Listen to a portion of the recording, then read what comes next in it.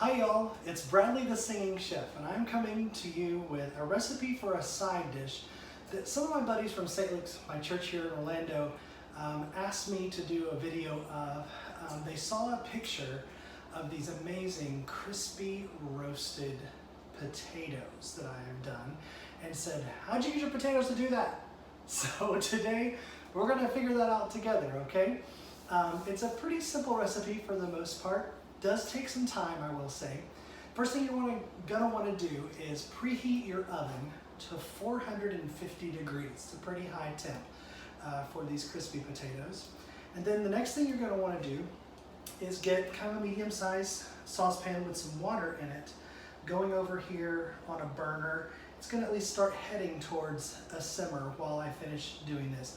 Now in advance, you'll see I've taken some yellow gold potatoes, and I've cut them into pieces that are pretty uniform. And what I did with these, because they're kind of a medium-sized potato, I guess, is I cut them into sixths. So the way that I did that was I went through oblong 3 times and then down the center of the oblong once. That's called math. I can't believe I did math. I'm really just good at cooking. I'm not as good at math. So anyway, that's how I did it. So 3 times to cut it into thirds, and down the center to cut it into 6. Now, if you have smaller sized potatoes, you could just quarter them. If you have giant sized potatoes, you can eighth them, I guess. It's just a matter of getting them all to a pretty uniform size so that they all kind of cook at the same rate, okay? Now into my water, which I've given mine a little bit of a head start towards a simmer, you can actually start the potatoes in the pot without turning on the heat and let them all come up together. But because we're gonna actually, that's how I would do potatoes, I should say, when I'm gonna do mashed potatoes, is I let them all cook at the same time.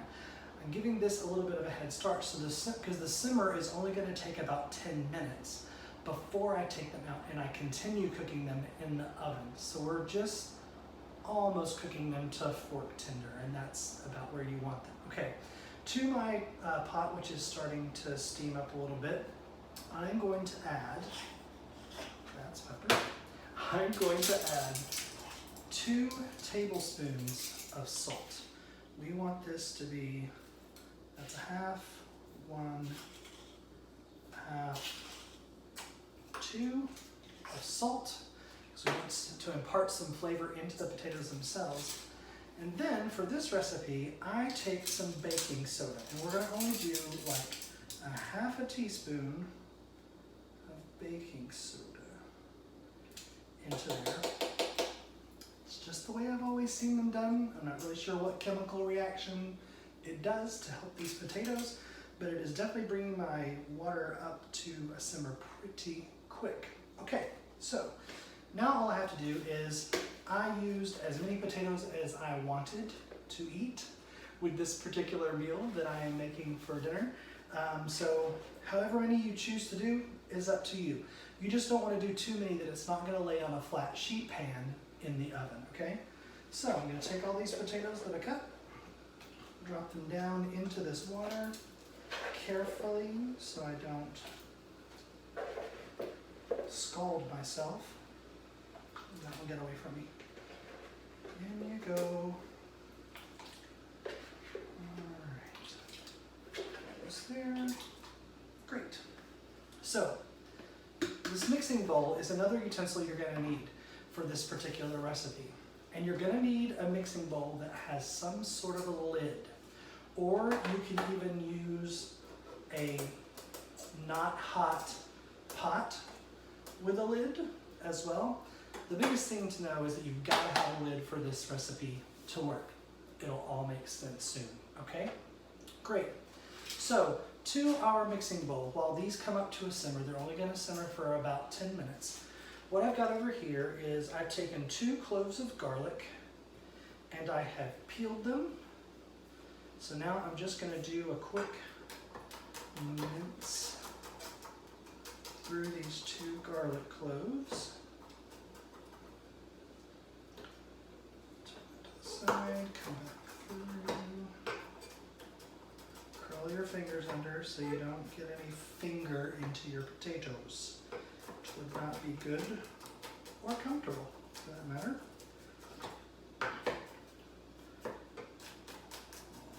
Almost there. Now, just continue running my knife through these measuring spoons, through the garlic cloves, to get them broken down to decent mince. And then I shared in a recipe previously, when I'm mincing garlic, one of the things I like to do is let ingredients help me along the way. And one of those ingredients is salt. You can actually take salt, put it over this garlic as you're chopping it, and let the salt crystals, especially if you have a rougher, coarser salt, help you mince this garlic down. So I'm going to take a pinch of salt, sprinkle it over that pile of garlic. And you can actually mash this with your knife into almost a paste. You don't totally need a paste yet for this recipe, so I'm just going to continue chopping, letting the salt crystals do a little bit of the work as well as my knife.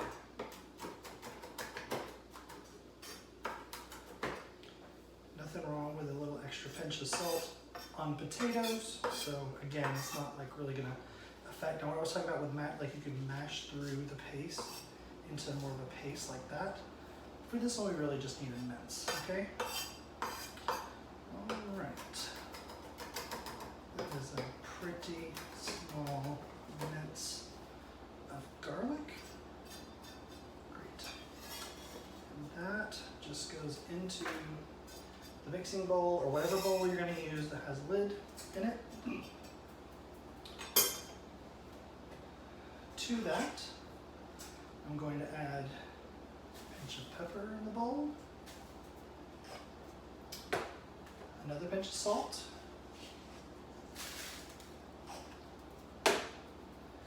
and I have some fresh rosemary. Gosh, I love the smell of rosemary. It's so just like woodsy and grassy, and it's just one of my favorite herbs to cook with. That's my oven yelling at me that it is set to 450, which is good. I'm just going to strip all these leaves off the stems, because you don't want the stems of the rosemary, onto my cutting board. I don't know, you're probably going to want about, I guess it depends on how many potatoes you have. I'm probably going to mince this down to where it's almost a tablespoon, maybe, of rosemary, which is just a few sprigs. I don't have a garden where I grow rosemary. Gosh, I wish I did. But I usually just buy the rosemary sprigs in a container from my local grocery store in the produce section. And that seems to work pretty good. And actually, rosemary, of all the herbs that you'll find there in the produce section, lasts probably the longest. All right.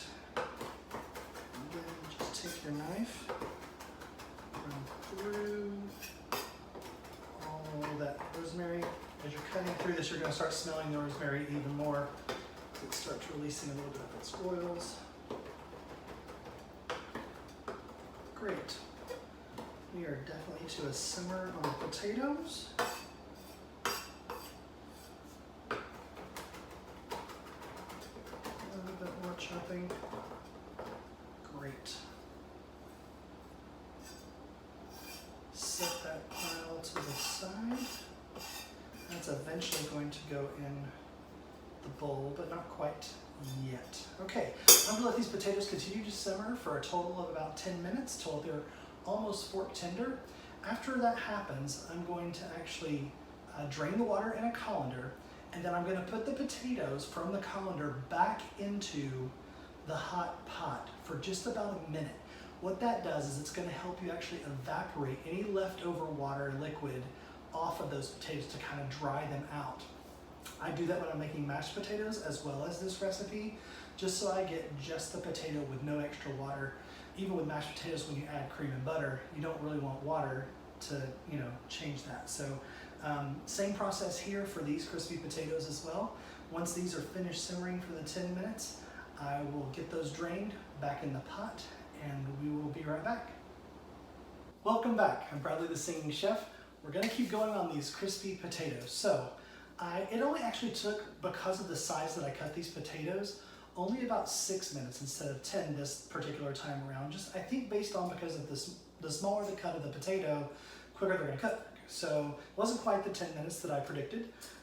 So I drained those in this colander here, and now I'm just gonna dump those potatoes back. I've turned my eye off from the burner, and I'm just gonna put those potatoes there into the pot for just a little bit to dry them out on that eye. Okay, so we have our minced garlic, some salt, and some pepper in this bowl. The next thing I'm gonna add is some olive oil. Probably gonna want about at least 1/4 of a cup of olive oil in there.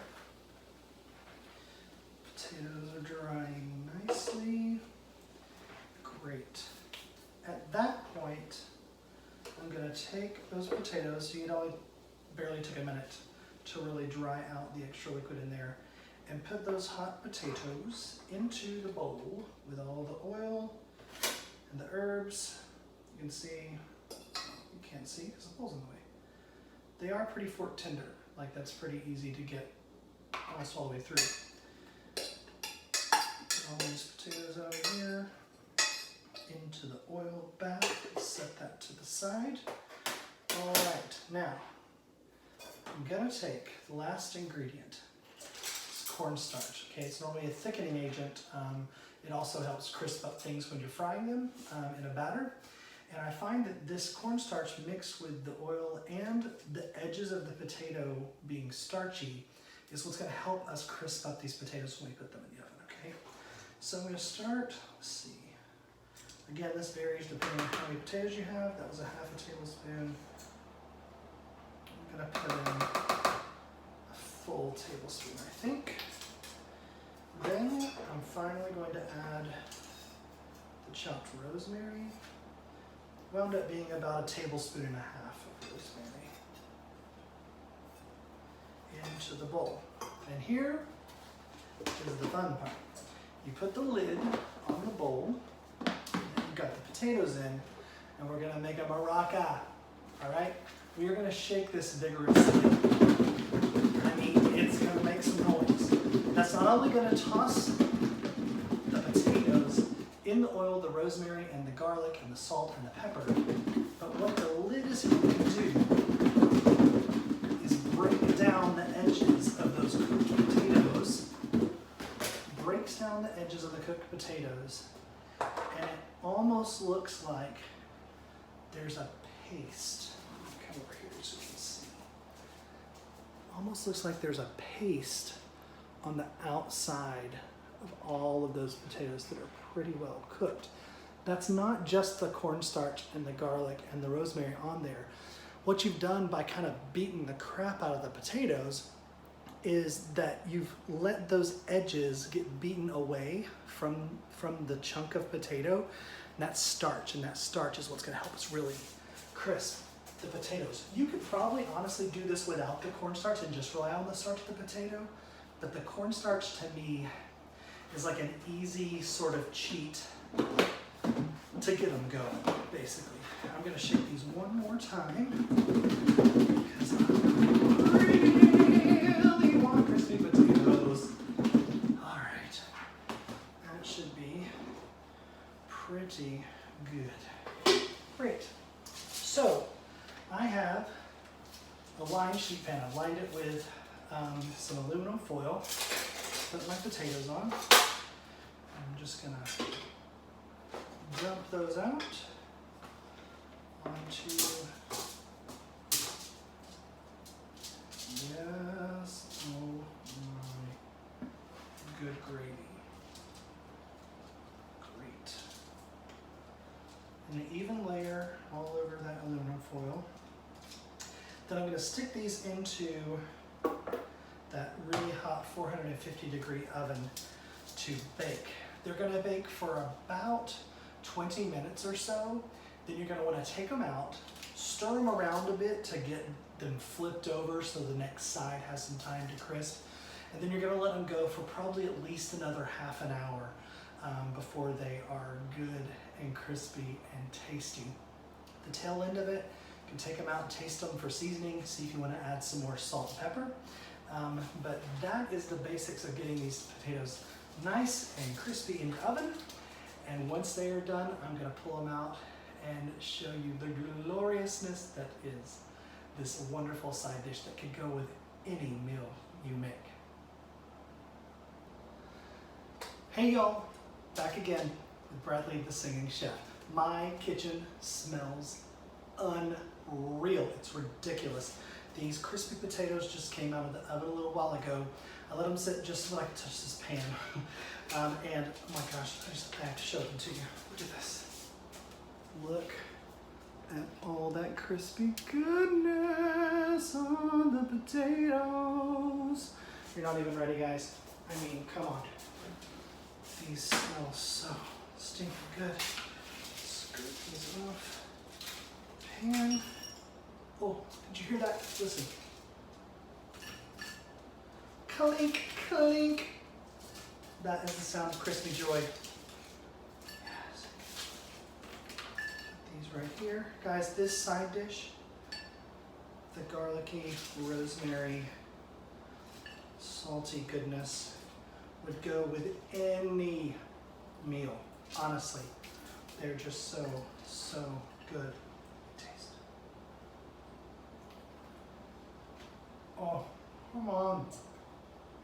I got my salt and pepper here in case I need it, but there is no need. You gotta see these. Look. Look at those potatoes. I mean, can you stand it? They're so, so good.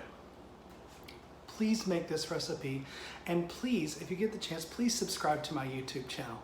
It would really help me out with this new little adventure of cooking that I'm doing, and I hope to see you next time for the next video. Oh, crunch. Glory. I can't. It's so good.